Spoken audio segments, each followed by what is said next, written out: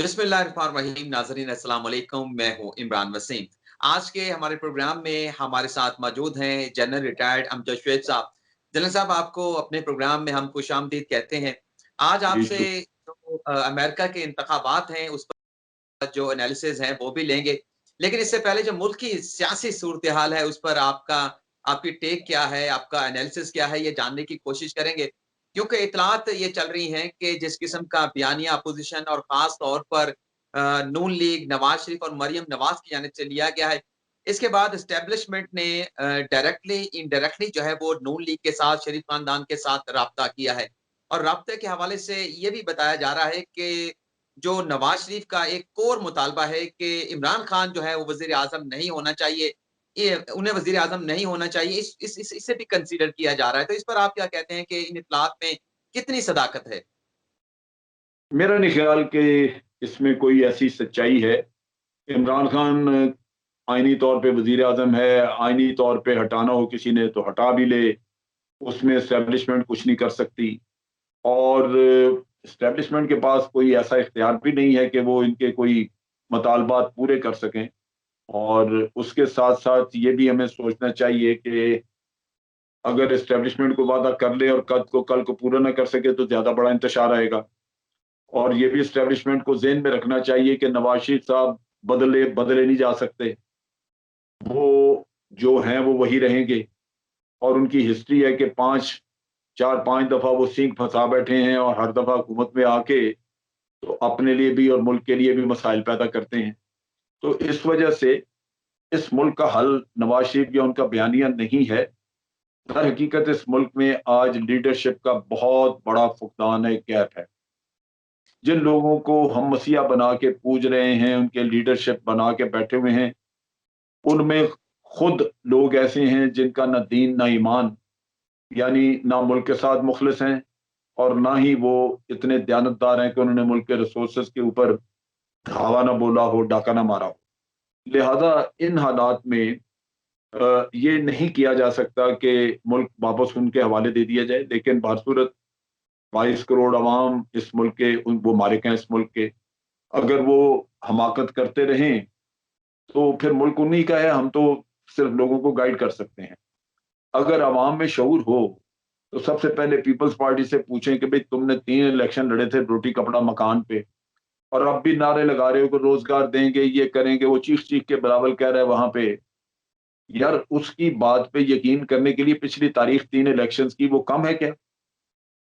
लेकिन अगर पिछले लोग ना इलेक्शन देख लें, सिंध में पिछले कोई 12 साल से हुकूमत है उनकी। हो चुका है, सिंध अंदरून जाके आप देखें तो जितना तबाह हाल वो सूबा है, वो तो सिंध कार्ड की वजह से चल रही है हुकूमत के। वो आपको आंखें दिखानी शुरू कर देते हैं और फिर वफाक चुप हो जाता है। ये अगर अगर इस तरह की हरकतें ये ना करें तो सिंध की गवर्नमेंट चलाना मुश्किल है, क्योंकि वहां पे इन्होंने डिलीवर नहीं किया। और दीदा दिलेरी यही है कि आप जानते हैं कि आपने कुछ नहीं किया, माल बनाते रहे हैं, वहां पे पुलिस आपने अपनी रखी हुई है, मुकदमात में गवाह बदलाने, ये वो करना, वो सारा आप डंडेमारी वहां पे करते हैं, लेकिन अवाम में चूजा खोल के तो आप फिर चल रहे हैं। अब अगर अवाम इतने, मैं समझता हूँ इस मामले में सादा लोग हों कि वो पिछली तारीख को देखे बगैर झूठ पे यकीन करते जाएं, तो फिर उनका हक बनता है कि उनकी चतरौल भी हो और उनको फिर जो मिलता है फिर वो उस पे गुजारा करें। अच्छा जनरल साहब, ये बताएँ कि जैसे आपने कहा कि नवाज़ शरीफ हर जो आर्मी चीफ होते हैं उनके साथ उनके सींग जो है वो सींग फँसा लेते हैं। तो अभी भी जो नवाज़ शरीफ का बयानिया है उसमें तो वो टारगेट कर रहे हैं आर्मी चीफ को, या जो आईएसआई के चीफ हैं उन्हें टारगेट कर रहे हैं।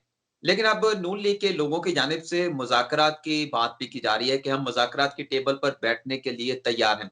आपको लगता है कि ये थोड़ी-सी जो तब्दीली देखने में आ रही है नून लीग के बयानिए में, क्या नून लीग के साथ एस्टेब्लिशमेंट के आगे चल के किसी वक़्त के ऊपर मुज़ाकरात हो सकते हैं, ये दोनों फ्रीक हैं, मुज़ाकरात की टेबल पर एक साथ बैठ सकते हैं? देखिए, मुज़ाकरात वगैरह बातचीत करना वो तो कोई ऐसी बात नहीं है, वो होनी चाहिए। आपके अपना मुल्क है, आपके अपने लोग हैं। अगर आप बाहर के मुल्कों को कहते हैं कि जी ये मसाइल हल करने के लिए मुज़ाकरात करें, तो ये तो है ही अपना घर। इस घर के सारे मालिक हैं, वाली वारिस हैं। सो वो होना, मुज़ाकरात से तो किसी को इनकार होना नहीं चाहिए। लेकिन मसाक मुज़ाकरात में सोचने की बात ये है कि वो किन नुकात पे मुज़ाकरात, वो कौन से ऐसे नुकात हैं जिन पे आप बात करना चाहते हैं। सबसे पहले एजेंडा सामने आना चाहिए। अगर मुज़ाकरात के लिए नुकात सामने आए तो फिर आप कह सकते हैं कि जी मुज़ाकरात अवाम के मसाइल के लिए हैं, इस मुल्क के फ़ायदे के लिए हैं। मुज़ाकरात करने से पहले कुछ शराइत होनी चाहिए। कि सबसे पहले तो जो मुल्क को बर्बाद करने के बयानिए आप ले लेके फिर रहे हैं और फिर आप कहते हैं कि जी हम उस बयानिए पे कायम हैं, तो पहले तो उन बयानियों पे माज़रत और अपने अपने आप को बरी ज़िम्मा कराएँ, ताकि ये समझा जा सके कि आप मुज़ाकरात जब करने बैठेंगे, तो आप मुल्क के मफ़ाद की बात करेंगे, मुल्क को बर्बाद करने की बात नहीं करेंगे। मुल्क को दुश्मनों की आँखों में उसको ज़लील करने की बात नहीं करेंगे। तो ये चीज़ें भी पहले से तय होनी चाहिए। बहरसूरत अगर कोई मुज़ाकरात मुल्क के फ़ायदे की शक्ल में करना चाहे, तो मुज़ाकरात से बेहतर क्या चीज़ है? ज़रूर होने चाहिए। लेकिन अगर आपने कल को लेट्स से कि ऑपोज़िशन का बयानिया है कि जनाब हमारे ऊपर जो मुकदमात हैं, वो दुश्मनी की बुनियाद पे बनाए गए हैं। तो वो आपसे ये मुतालबा करें कि जी हम समझते हैं आप दुश्मनी की बना पे मुकदमे बना रहे हैं, लिहाज़ा वो ख़त्म करें। तो ये तो कोई बुनियाद ना हुई मुज़ाकरात की। हमें सबको पता है कि सज़ा ना मिले तो वो अलग बात है और नहीं मिलेगी। यहाँ पे सज़ा का मसला तो बहुत बड़ा है, यहाँ दी नहीं जा सकती, क्योंकि सारा निज़ाम जो है वो करप्ट आदमी के हाथ में है। ये हुकूमत से ज़्यादा मज़बूत आज करप्ट माफिया जो है वो हुकूमत से रियासत से ज़्यादा मज़बूत है। और वो रियासती कोई भी अदारा अगर वो चाहे कि ना चले तो वो चल नहीं सकता इनकी मर्ज़ी के बगैर। लेकिन ये कि अवाम में एक परसेप्शन होती है, आपको मुझे सबको पता तो है ना कि माल बनाया दबा के इन लोगों ने। तो इसलिए वो मुज़ाकरात की बुनियाद उस चीज़ को हम नहीं बना सकते कि लिहाज़ ये मुकदमे ख़त्म किए जाएँ। ऑल्दो मुझे यकीन है कि ये मुकदमे ख़त्म होंगे। वो किस तरह होंगे? वो अदालतों के ज़रिए ये लोग बरी होंगे। और यही हमेशा ख़्वाहिश होती है एक अच्छे पॉलिटिशियन की कि वो अदालत के ज़रिए बरी हो ताकि उसकी करप्शन भी बच जाए, की सियासत भी बच जाए। तो होगा यही, लेकिन बहरसूरत हुकूमत मेरा नहीं ख़्याल कि इस पोज़ीशन में होगी कि वो इस चीज़ की ज़िम्मेदारी ले कि वो कहे कि अच्छा जी हम मुकदमात वापस करवा देते हैं, ये शायद मुमकिन ना हो। लिहाज़ा पहले से ये तय हो जाना चाहिए कि बातचीत आपने मुज़ाकरात किस बात पे करनी। तो सर ये बताएँगे कि फिर अगर ये आप जैसे कह रहे हैं कि मुज़ाकरात भी हो सकते हैं, तो नून लीग का ये जो बयानिया नून लीग का बयानिया कहेंगे कि नून लीग के अंदर तो बहुत सारी तक़सीम भी मौजूद है जो इस बयानिए को एक्सेप्ट नहीं कर रहे। बलूचिस्तान की सूरत-ए-हाल आपके सामने है, अब्दुल कादिर बलोच साहब, इसी तरह से खैबर पख्तूनख्वा में। तो ये जो बयानिया नवाज़ शरीफ और मरियम नवाज़ का है, बल्कि इसे तो लंदन का बयानिया भी कहा जा रहा है। इस बयानिए की आप वजह क्या समझते हैं कि इस बयानिए की वजह कहीं ये यही तो नहीं है कि मुज़ाकरात ही करने हैं या फिर इसी बयानिए को आगे लेके चलना है, वोट को इज़्ज़त दो के बयानिए को? क्योंकि नहीं, बात यहाँ ये पर है कि बहुत सारे बयानिया जो है बहुत सारे एक्सपर्ट्स साथ ही यही बात कर रहे हैं कि इस बयानिए की वजह भी यही है कि ये मुज़ाकरात की टेबल पर लाना चाहते हैं, मुक़्तदर हलकों को, एस्टेब्लिशमेंट को, इसकी वजह ये बताई जाती है। ना, ऐसे नहीं है। ये जो बयानिया है, ये अग्रेसिव है और एग्रेशन करके आप अपने काले करतूत छुपाना चाहते हैं, वरना लोग उसको क्वेश्चन करेंगे। इसमें एग्रेशन क्या है? आप हर चीज़ का इल्ज़ाम जो है वो एस्टेब्लिशमेंट पे डाल रहे हैं। ये मुझे बताओ, जब नवाज़ साहब ने पानामा के केस के सिलसिले में फैब्रिकेटेड जाली डॉक्यूमेंट्स उन्होंने और उनकी बेटी ने सुप्रीम कोर्ट में जमा कराई, तो ये एस्टेब्लिशमेंट ने उनको कहा था कि ये कराओ। सुप्रीम कोर्ट तो उसी वक़्त 3 साल अंदर बंद कर सकता था। उन्होंने इनके वकील से पूछा कि आपने ये क्या हरकत की? आपको पता है कि इसकी क्या सज़ा है? तो उन्होंने कहा जी हाँ, 3 साल जेल है।